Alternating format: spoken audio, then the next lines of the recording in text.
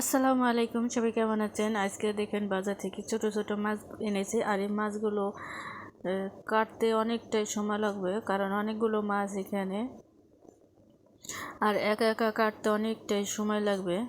তো মাছগুলো অনেক তাজা আছে, এখনো শক্ত।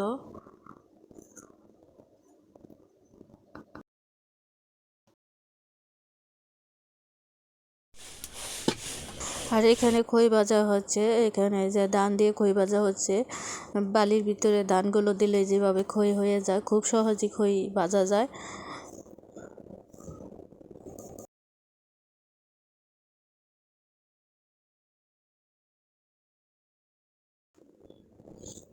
কিন্তু খইগুলো ভাজা সহজ, কিন্তু এই যে খইয়ের ভিতরে যে ধানগুলো থাকে এগুলো বেছে নিতে অনেকটাই কষ্ট, অনেক সময় লাগে।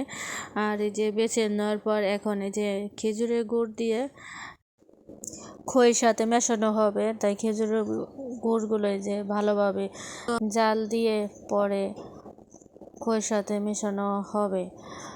আর এই খেজুরের গুড়গুলো হচ্ছে অরিজিনাল খেজুরের গুড়, খেতে অনেকটা সুস্বাদু মজা।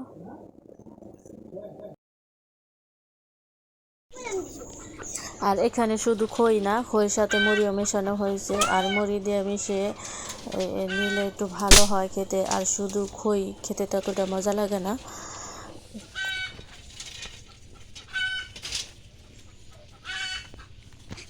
তা আমি অল্প একটু খেজুরের গুড় বলের উপরে দিয়েছি টেস্ট করার জন্য। তো এখান থেকে আমার দেখছি এখনও মানে আসে নাই।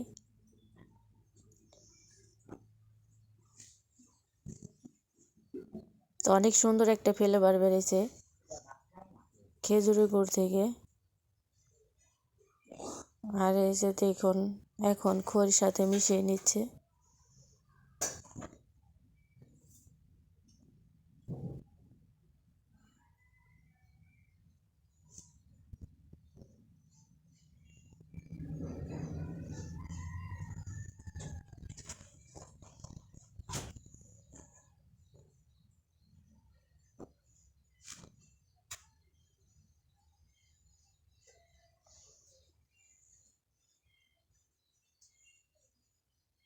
তো বড় চামচ দিয়ে ভালোভাবে মিশিয়ে নেওয়া হচ্ছে।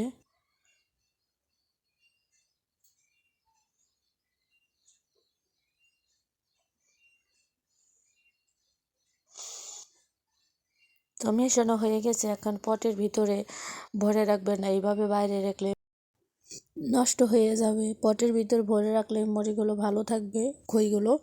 আর এখানে দেখুন চিনি পিঠা ভাজা হয়েছে।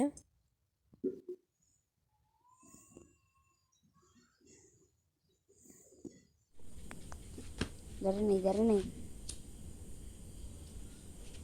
অনেকক্ষণ ধরে হয়ে থাকে।